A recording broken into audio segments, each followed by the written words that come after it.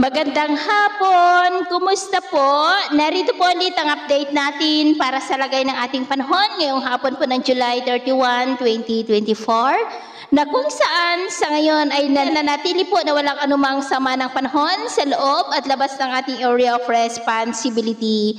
Pero kahit na walang LPA o walang bagyo ay patuloy pa rin tayong makakaranas ng maulap na kalangitan with isolated light to heavy rains sa iba't ibang bahagi ng ating bansa, lalo na po yan sa dakong hapon at gabi dahil po sa patuloy na pag-ihip ng habagat dyan sa may kanluran at southern part ng Mindanao. At ito nga ang pinapakita ng forecast model na ating ginagamit hanggang sa susunod na 2 linggo ay posibleng storm free pa rin po tayo.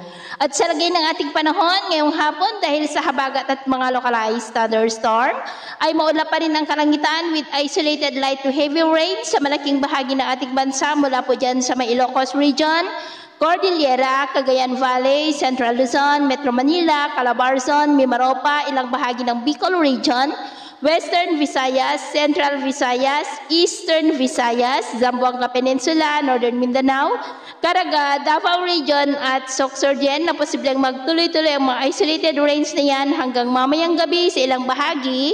Kaya mag-ingat pa rin po tayo sa posibleng banta pa rin ng mga pagbaha at pagguho ng lupa. At sa atin naman pong mga baybayin, wala naman po tayong nakataas na namang gale warning signals, pero bayong pag-ingat lamang po kung papalaot tayo para mas makaiwas sa mga sakunang pangkaragatan. So, ito po ng latest update natin sa araw na ito. Taka po muli si James na nagsasabing, sa kahit anong pagsubok po na darating sa ating buhay, huwag po tayong mawawalan ng pag-asa. Thank you and God bless!